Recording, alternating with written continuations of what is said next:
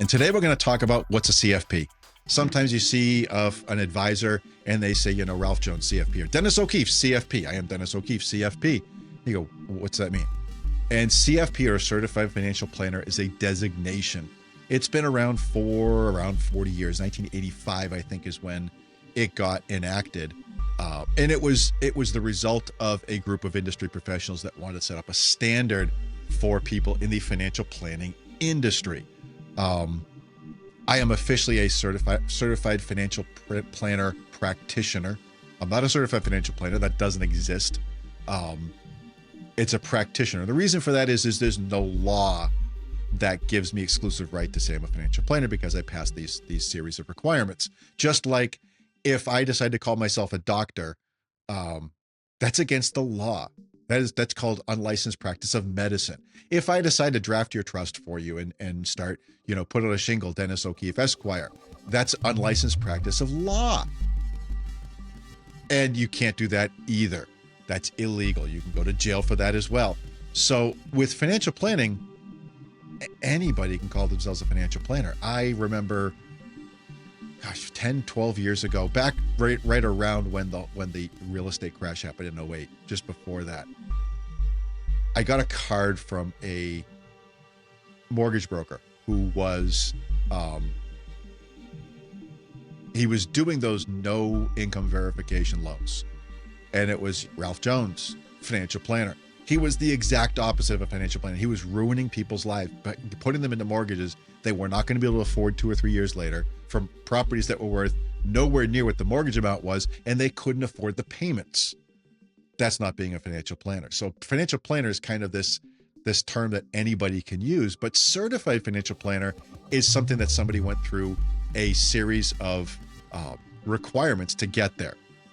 So the first thing is you have to go through do some accredited coursework in 6 different areas: retirement, income taxes, estate planning, investments, insurance, and now presentation is new. It was when I got my CFP 30 something years ago, they didn't have presentation. They include that now. You've got people to present your information to a client. I think that's a good thing. So you have to go to this coursework. It has to be accredited by the CFP Foundation, whatever they call it. And it's important to do that. Second one, I had to look this up and I forgot this one. You have to have a college degree. And I didn't remember that. You have to have a college degree to be a CFP. If you don't have one at the end of all of your other accreditations, you have 5 years to get it, or they remove the mark from you. So it's a big deal. They want a commitment to higher education. Number 3, they want 3 years of industry experience. And that's not just, they're very specific about that of, you can't just work for Edward Jones answering phones. They don't want that. They want somebody that's active in planning, investments, insurance, things like that are going to be interacting with clients on a regular basis with these complex issues. Then the 4th, and this is probably the biggest deal for most people, is they have a comprehensive test. And it's a big test. It's not big in terms of time. It's, I think, 4 or 6 hours across one day. You do one section, take a break, do another section. But I just started watching The Pit with Noah Wiley. I love Noah Wiley. I loved him when he was on ER. He's just a treat to watch. And there's this new, well, it's not a new show. It's at least a year old. I'm just getting to it.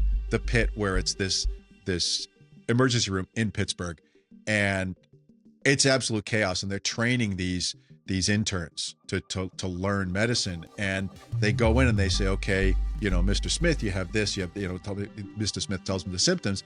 And Noah's like, okay, what can this be? And they've got to rattle off like 8 things that it could be, that they've got to rule it out because they're in the ER, that all of these things could be happening. My gosh, that just reminded me so much of the CFP test. Is you need to know everything about all 6 sections. Everything.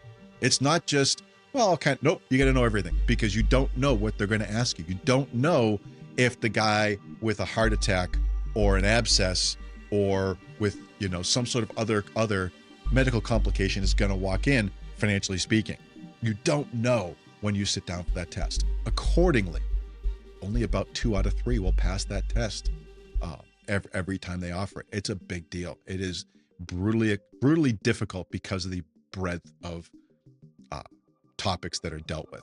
And then finally, you have a continuing ed requirement. I think it's 30 hours every 2 years. It's an every 2-year requirement. Your certification is for 2 years, to make sure that you're not falling out of favor with what's going on in the industry. You can be, especially at older ages. Hello, it's 57 now.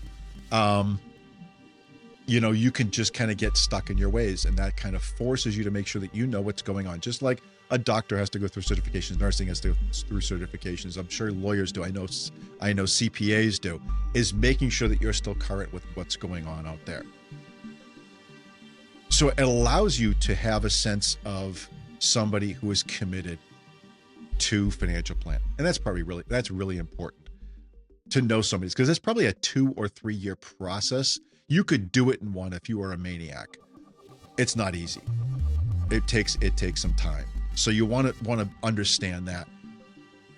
It also shows commitment to the client, so that's a big deal. But the one caveat, just like when we talked about fiduciary in a previous video, it doesn't mean they're fully competent. It doesn't mean they're honest. It doesn't mean that they're going to be successful at this, that their methods are sound. You still have to do your homework.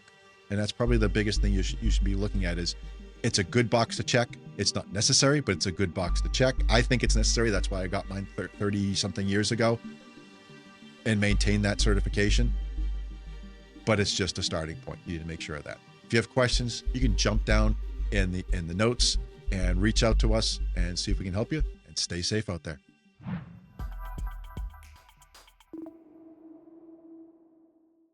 Thank you for listening to our podcast. Remember, the views expressed are not necessarily those of Successful Money Strategies. All content is for educational purposes only and should not be construed as an endorsement of any third party or their views, or as a solicitation or offer to sell securities or provide investment, tax, legal, or consulting services. We believe the information presented to be reliable, but it is not guaranteed for accuracy or completeness. Investing involves risk, including the potential loss of principal. Hypothetical returns do not reflect actual trading and may not be indicative of the performance of any specific investment. Always consult with a qualified financial advisor before making any investment decisions. Past performance is not a guarantee of future results. Additional information, including management fees and expenses, is provided on our Form ADV Part 2, available upon request, or at the SEC's Investment Advisor Public Disclosure website, https://advisorinfo.sec.gov.